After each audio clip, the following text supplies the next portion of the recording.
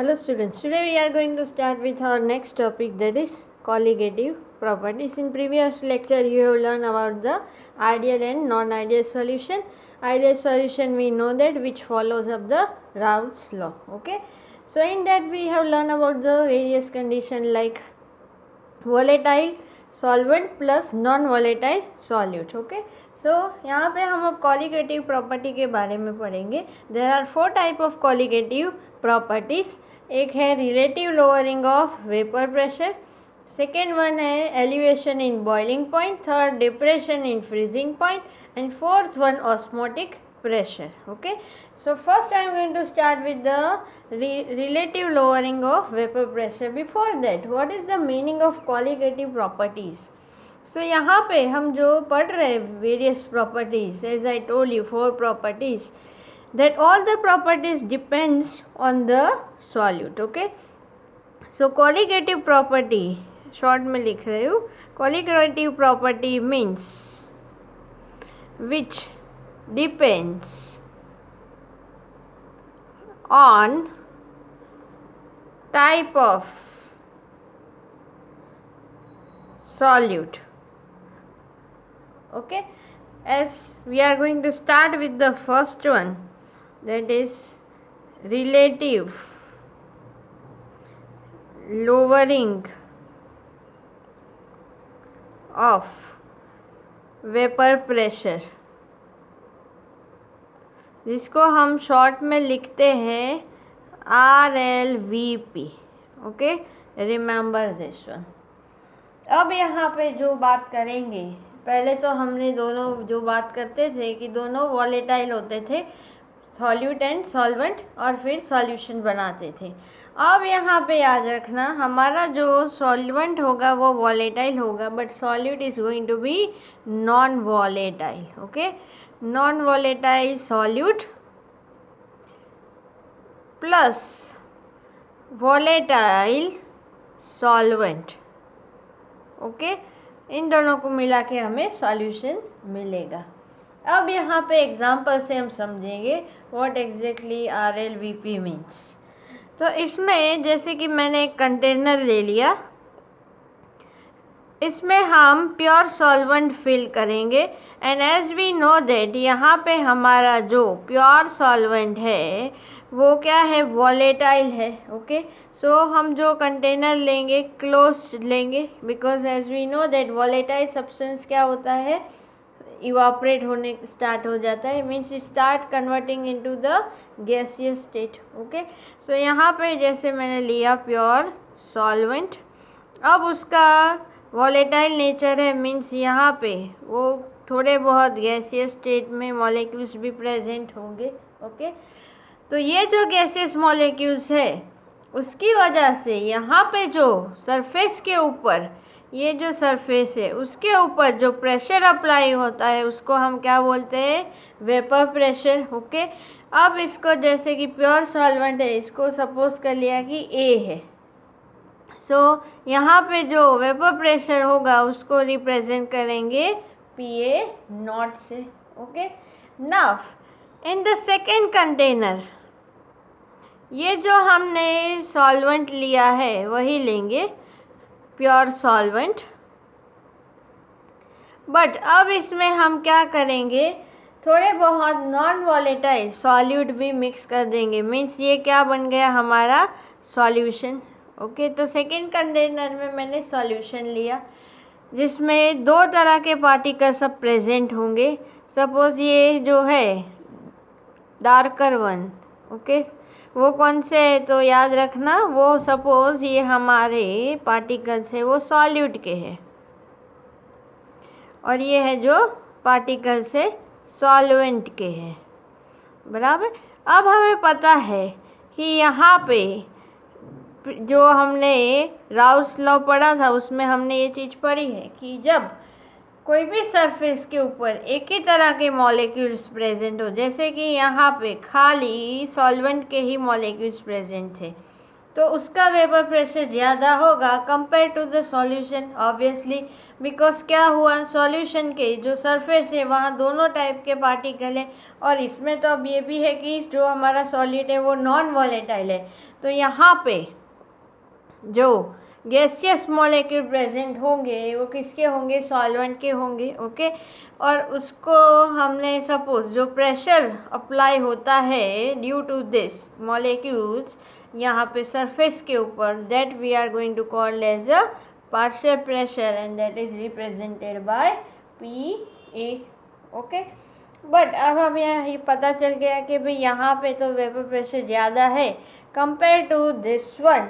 तो अब हमें फाइंड करना है कि कितना डिफरेंस आया, और वो जो डिफरेंस हम फाइंड करेंगे उसको हम बोलेंगे डेल्टा P। और ये डेल्टा P क्या रिप्रेजेंट करेगा, सो डेल्टा P रिप्रेजेंट करता है relative lowering of vapour pressure. Okay, so delta P is equal to क्या आएगा, PA not minus PA, because हमें पता है कि यहाँ पे ज़्यादा है और ये कम है प्रेशर, तो obviously PA not minus PA।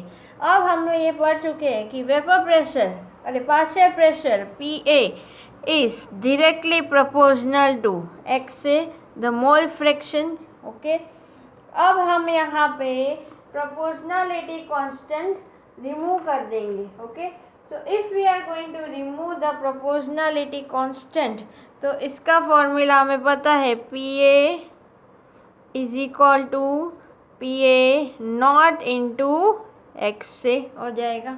Okay, तो हम क्या करेंगे, इस इक्वेशन में वो वैल्यू रख देंगे बराबर, तो delta P is equal to क्या आएगा, PA not minus PA not into x से। अब यहाँ पे PA नॉट हम कॉमन ले लेंगे, सो PA नॉट कॉमन ले लिया तो क्या बनेगा 1 माइनस x से। अब मोल फ्रैक्शन के बारे में हमें ऑलरेडी पता है, क्या है कि टोटल मोल्स जो होते हैं x mole fraction of solute and solvent वो कितने होते हैं, 1 होते हैं बराबर।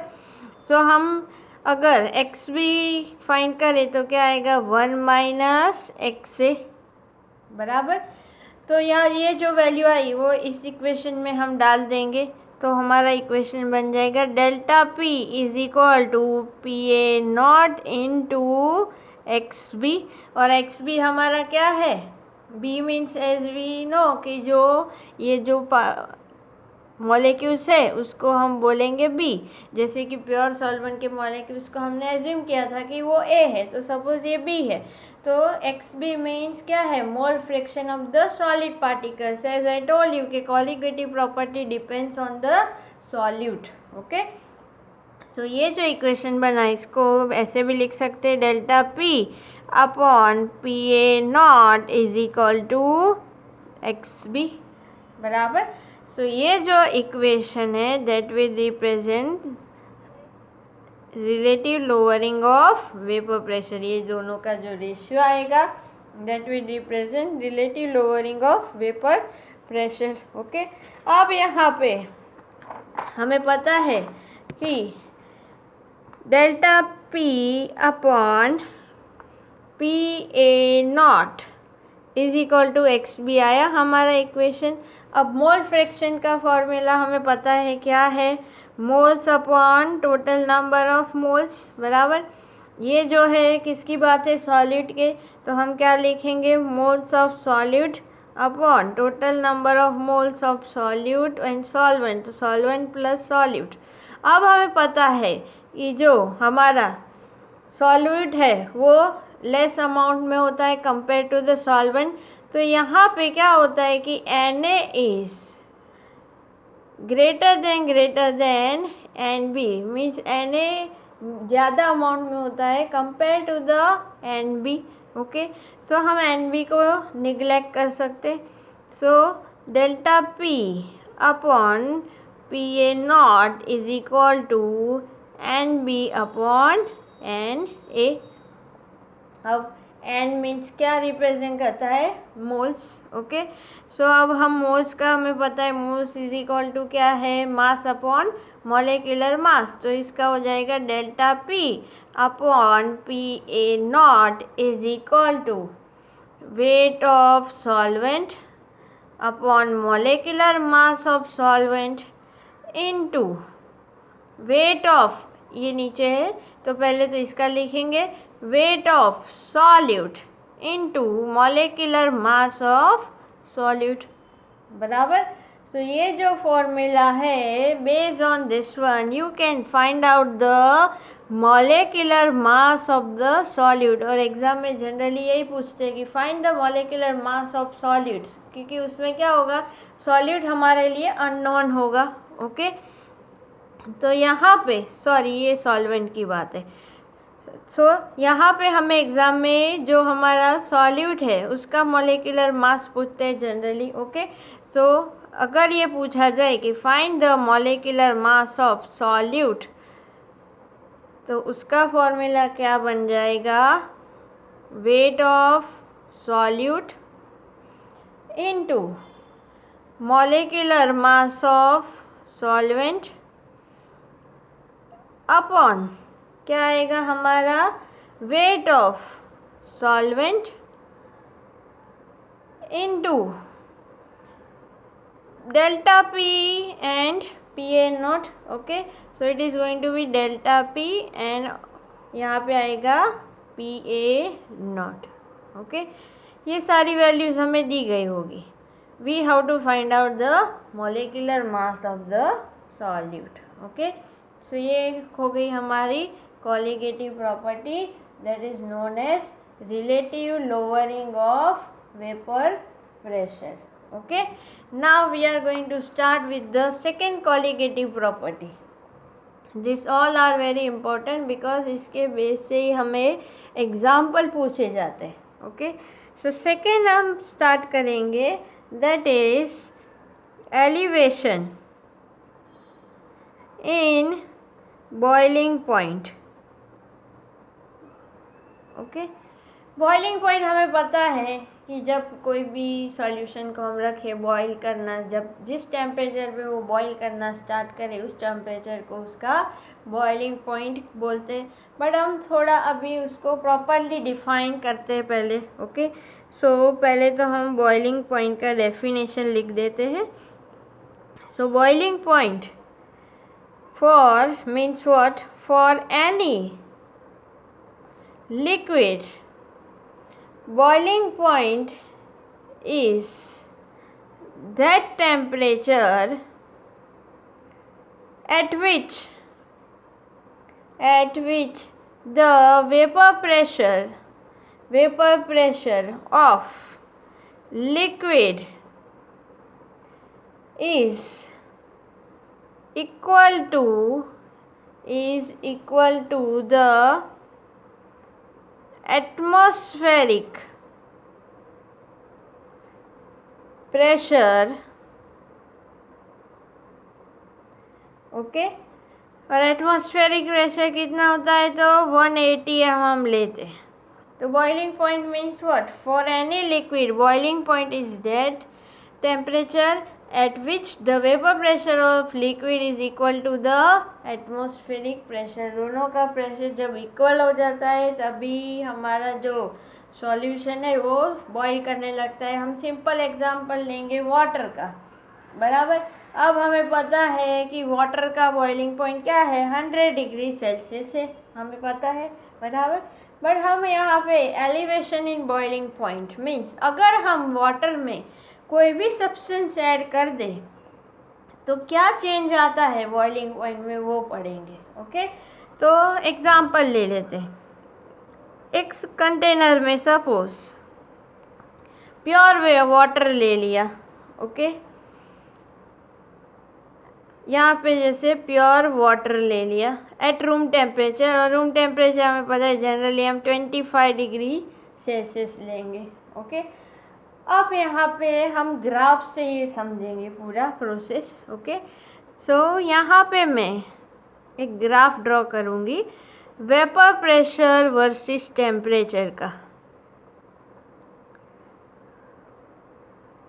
टेम्परेचर ग्राफ, बराबर।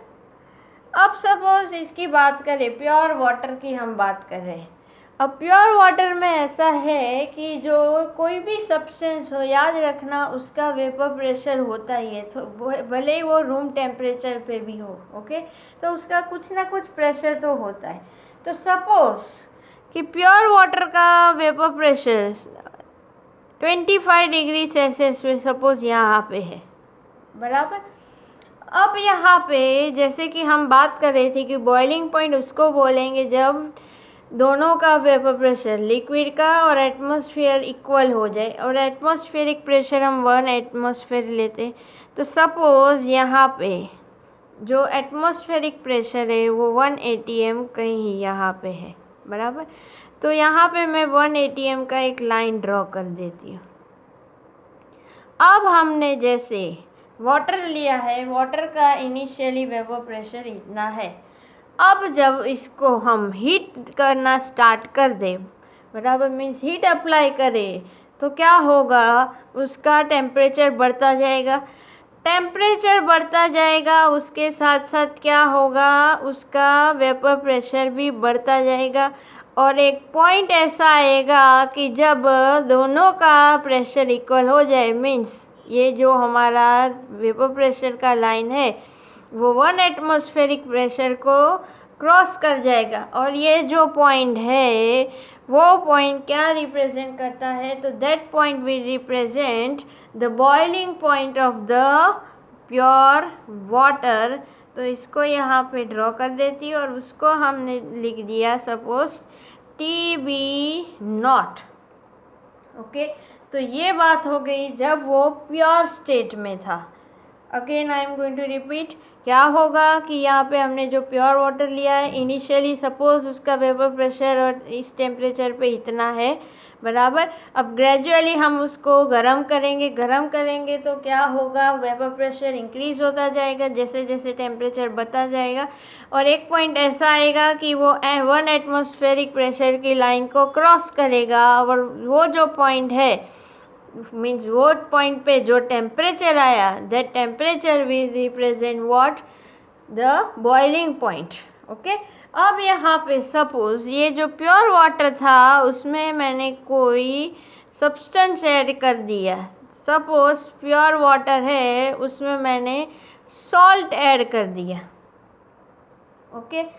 अब यहाँ पे वही बात आएगी वापस जो अभी हमने पढ़ी कि क्या होगा कि सरफेस के ऊपर अब किस दोनों टाइप के पार्टिकल आ जाएंगे, बराबर। यहाँ पे क्या था, एक ही टाइप के पार्टिकल है, अब यहाँ पे दोनों टाइप के पार्टिकल आ गए।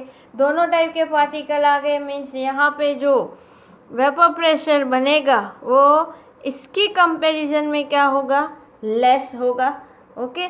तो सपोज ये जो हमने बनाया वो सॉल्यूशन, बराबर। सपोज ये सॉल्यूशन जो है उसका इनिशियल में वेपर प्रेशर इतना है।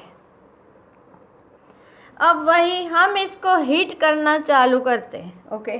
अगर हम हीट अप्लाई करेंगे तो क्या होगा, वेपर प्रेशर बढ़ता जाएगा अलोंग विद द टेम्परेचर। और सेम थिंग के एक पॉइंट ऐसा आएगा जब ये 1 एटमॉस्फेरिक की जो लाइन है उसको क्रॉस कर जाएगा, मीन्स ये जो पॉइंट आया वो पॉइंट क्या रिप्रेजेंट करता है, वो पॉइंट रिप्रेजेंट करता है boiling point of solution, okay. तो यहाँ पे ये जो टेम्परेचर आएगा, the temperature will represent boiling point of solution, जिसको हम रिप्रेजेंट करेंगे TB से, ओके। और हमें ये चीज़ पता भी होनी चाहिए कि अकेला पानी हम बॉईल करें, उससे अगर उसमें कुछ हमने ऐड कर दिया है तो उसको बॉईल करने के लिए हमें ज़्यादा अमाउंट में हीट अप्लाई करनी पड़ती है, ओके। तो इसीलिए ये जो डिफरेंस आया, टेम्परेचर डिफरेंस, ये जो टेम्परेचर डिफरेंस आया इसको हम रिप्रेजेंट कर सकते हैं डेल्टा TB से, ओके। तो डेल्टा TB यहाँ क्या रिप्रेजेंट करता है, तो डेल्टा TB रिप्रेजेंट करता है एलिवेशन इन बॉइलिंग पॉइंट, कितना उसमें चेंज आया, ओके, क्लियर। अब हम इसको मैथमेटिकली डिराइव करेंगे, बराबर। सो यहाँ पे जैसे हमें पता है delta T B means what, delta T B is equal to T B minus T B naught means boiling point of solution minus boiling point of pure solvent. Okay, अब यहाँ पे इन्होंने एक कॉन्सेंट्रेशन टर्म ले लिया। Okay, suppose उन्होंने ये किया कि delta T B is directly proportional to small m means molality। Okay, यहाँ पे उन्होंने एक्चुअली जो कॉन्सेंट्रेशन टर्म मोलालिटी ले लिया, बिकॉज यहाँ पे एक्चुअली क्या चेंज आया, जो वेपर प्रेशर में चेंज आया बराबर, वो हम उसको रिलेट कराए हमने टेम्परेचर के साथ। ओके, तो उन्होंने ये एक टर्म ले लिया कॉन्सेंट्रेशन टर्म मोलालिटी, अब ये ले लिया है, हमें एक्सेप्ट करना है ये चीज़। ओके, बाकी सारे टर्म्स भी may be they can use, but उन्होंने मोलालिटी ली तो उसमें एक बात ये है कि molality is a temperature dependent. Okay, तो फिर बाद में प्रोपोर्शनलिटी कांस्टेंट रिमूव किया, that is delta T B is equal to constant remove करे, प्रोपोर्शनलिटी कांस्टेंट रिमूव किया, so K B into M. Okay, where kb will represent what, so remember that kb will represent molal elevation constant। okay, clear, so kb will represent molar elevation constant।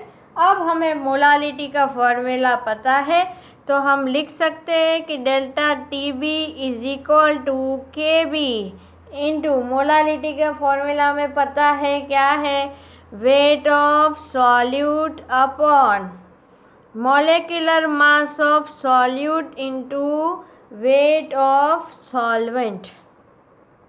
Okay, याद रखना ये यहाँ पे, और मैं साथ में लिख देती हूँ तो कंफ्यूजन ना हो। ये जो है वो रिप्रेजेंट करता है सॉल्यूट का, और ये है सॉल्वेंट के लिए। ओके, यहाँ पे भी लिख देती हूँ मॉलिक्यूलर मास ऑफ सॉल्यूट। तो ये फॉर्मूला याद रखना, which is very important. Exam में इसके बेस के सम्स आएंगे जिसमें पूछेंगे find the molecular mass of solute, so you can use this formula। okay, so this is about the elevation in boiling point।